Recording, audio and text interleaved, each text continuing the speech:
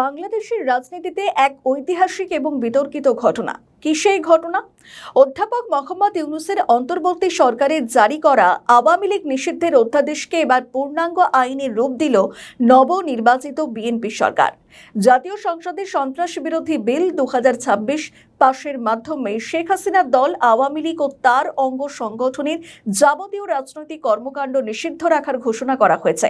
মূলত এই বিলে বলা হয়েছে, কোনো ব্যক্তি বা সত্তা সন্ত্রাসী কাজে জড়িত থাকলে সরকার প্রজ্ঞাপন দিয়ে তাকে নিষিদ্ধ করতে পারবে। শুধু তাই নয়, নিষিদ্ধ সংগঠনের পক্ষে কোনো মিছিল, সভা সমাবেশ, সংবাদ সম্মেলন, এমনকি সোশ্যাল মিডিয়ার প্রচার যদি কেউ চালায় তাহলে সেটা অপরাধ বলে গণ্য করা হবে। কেন এই কঠোর সিদ্ধান্ত? বিএনপি সরকারের স্বরাষ্ট্রমন্ত্রী সালাউদ্দিন আহমেদ সংসদে জানান, আওয়ামী লীগ একটি গণহত্যাকারী সন্ত্রাসী সংগঠন। গত জুলাই আগস্টে ছাত্র আন্দোলনের সময় সৃষ্ট জনমতের প্রতি শ্রদ্ধা জানিয়েই এই সিদ্ধান্ত নেওয়া হয়েছে।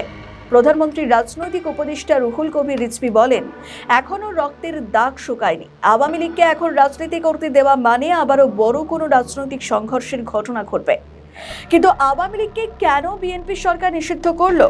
যারা ক্ষমতায় এসে বলেছিল আমরা কোনো দলকে নিষিদ্ধ ঘোষণার পক্ষপাতিত্ব করি না, তারাই আজকে আওয়ামী লীগকে নিষিদ্ধ করলো।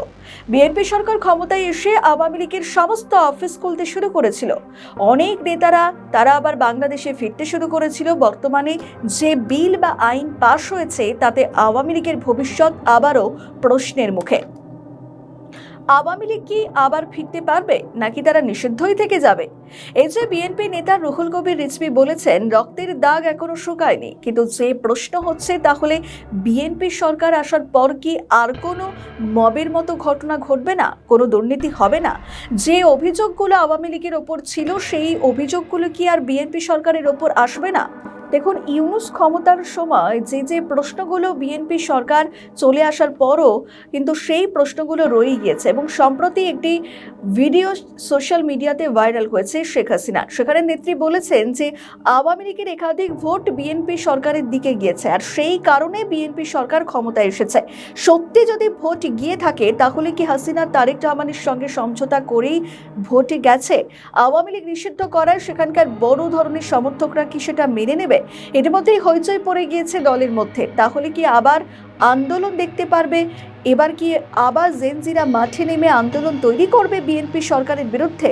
আবারও কি পতন হবে? কারণ তারা যে কাজ করেছে সেই কাজের জন্য একাধিক প্রশ্ন উঠে যাচ্ছে। আওয়ামী লীগকে নিষিদ্ধ করার বিষয়ে সুপ্রিম কোর্টের সিনিয়র আইনজীবী সাদিন মালিক এই পদক্ষেপের সমালোচনা করে বলেছেন, বিএনপি সরকার প্রতিহিংসামূলক সিদ্ধান্ত নিয়েছে এবং ভবিষ্যতে অন্য দল নিষিদ্ধের পথ প্রশস্ত করল।